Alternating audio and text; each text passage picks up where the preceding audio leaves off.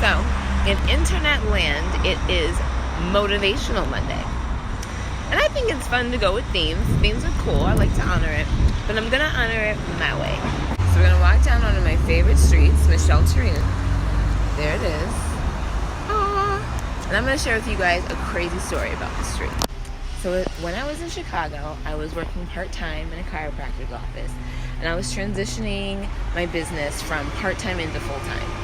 And I had this feeling that I needed to move to LA. I was also sleeping on one of my best friend's floor at the time as well. So when I was looking for this apartment, I had very specific things that needed to be aligned. Primarily the price. Looked and looked and looked on Craigslist. Anyone who's found your apartment on Craigslist or sublet, whatever, you know how that goes. You are aggressive.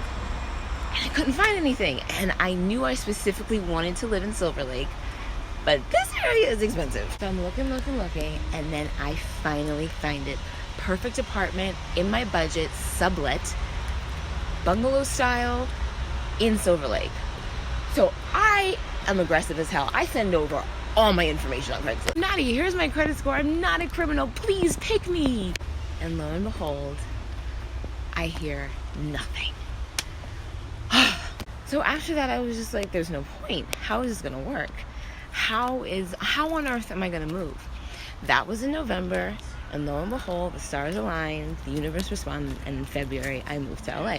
Now, here's the fun part. So now in February, I'm crashing on a friend's couch, and I'm walking around the area, walking down Sunset, and I see this street, Michelle Tarina, and I'm like, I realize this was my make it or break it apartment. If I did not get this apartment, I 100% was not moving to LA. I was not coming to LA unless I had this apartment. And I know that sounds ridiculous, but it's the truth. I was dead set. Everyone is the apartment that if I did not have this apartment, I could not move to LA. I couldn't do it. Looking back on it now, I've been in LA for a year, but I was ready to just stop the whole process. I was ready to give up at that apartment. I'm not going to lie. And if I gave up at that apartment, I would have never known what was on the other side. The moral of the story is a rejection is really a redirection. If I had gotten that apartment or any apartment when I first came to LA, I would have not had the guts to do what I'm doing now. It sucks, let's not lie. Especially when you're constantly going after something and it's not working out. It is a what the fuck. But at the same time, just know that you are being prepped, you are being primed, you are being sometimes protected, because the way we think things should go, the way we think they should look, there's more to that. But just know that more better is coming. I just want to say this on a very real tip. Sometimes what you think you want, you don't really want. When I was living in SF, I thought that I wanted to work in the tech industry because that was something that had a lot of money.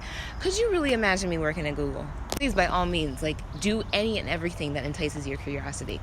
What I am saying is, though, looking back on that decision, I realized that that was more about me needing to pay bills than actually wanting to do it. So, because it is 2018 and this is the internet, there is nothing wrong with working in the tech industry. There's nothing wrong with working at Google. I tried to work at Google actually for many months, so I'm not saying anything bad about that. It's just given my personality, all my peeps going for it, dealing with frustrations, dealing with rejection, keep fucking going. The universe tests us, me included, right? Because sometimes we have to show that we put up our 50%.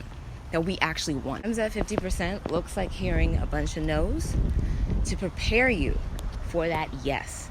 Because when that yes comes, those no's would have prepared you so you're ready. You're like, okay, fine. This person says no, let me get my shit together again. This person says no, I've heard no more times than I have heard yes.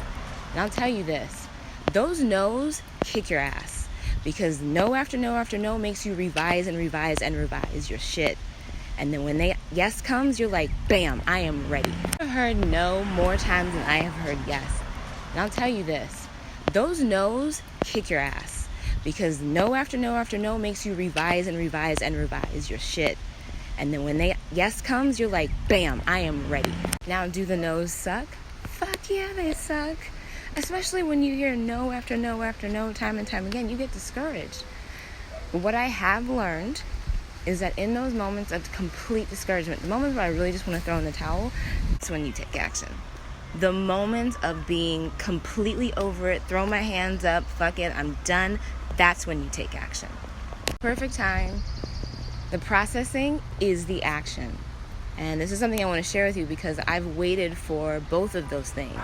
The perfect time to process, the perfect time to take action, and it does not exist. It's also a very selfish action because you are choosing to shift your approach. You're choosing to look at the situation in a different way to create a better outcome. You're choosing the best action to create in your greatest and highest good. A very, very selfish act, and I'm very proud of you.